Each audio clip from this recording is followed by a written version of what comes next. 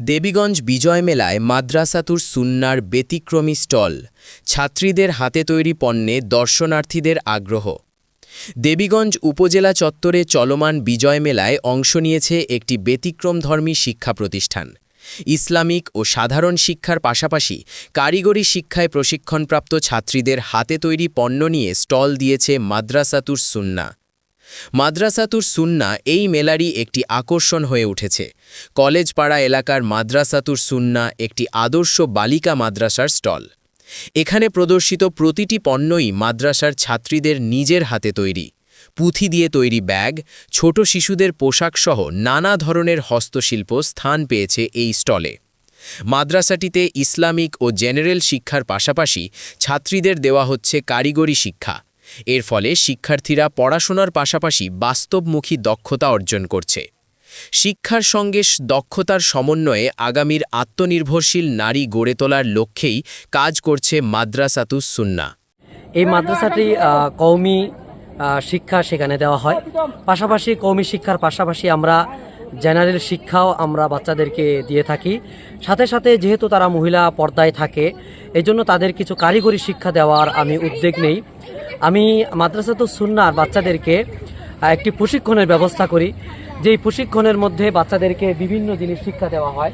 যেমন এই যে টুপি, পায়ের জুতা ছোট বাচ্চাদের, সাথে সাথে এই যে টুপি বানানো, তারপরে টিস্যুর বক্স, তারপরে বিভিন্ন এই যে এই ডিজাইনগুলো বাচ্চারা এগুলো শিখেছে এবং করেছে আলহামদুলিল্লাহ। এবং বাচ্চারা পুঁতি দিয়ে বিভিন্ন প্রকারের জিনিস বানিয়ে থাকে, যেমন আল্লাহু, মোহাম্মদ এভাবে তারা বানিয়ে থাকে। বাচ্চারা এই যে ঝুড়ির মধ্যে আঙ্গুর, পেয়ারা, কমলা, আলহামদুলিল্লাহ এগুলো বাচ্চারা নিজের হাতে বানিয়েছে। হ্যাঁ, আমি চাই বাচ্চারা তারা উদ্যোক্তা হোক, তাদের সংসারগুলো তারা নিজেরা গড়ে উঠাক এবং নিজেদের বাড়িগুলো তারা নিজেরা সাজাক, এটা আমাদের আশা। যেমন এই যে বাচ্চারা এটা বানিয়েছে, দেখেন কত সুন্দর বোতল, একটা পরিত্যক্ত জিনিস, কিন্তু সেটা দিয়ে তারা কত সুন্দর একটা বাড়ির সৌন্দর্যের জিনিস বানিয়েছে।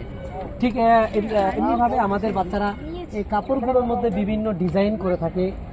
আপনারা যদি দেখেন, বাচ্চারা এই যে বিভিন্ন এই যে কাপড় দস্তরখানার মধ্যে বিভিন্ন ডিজাইন করেছে, তারপরে জামার মধ্যে বিভিন্ন ডিজাইন করেছে বাচ্চারা।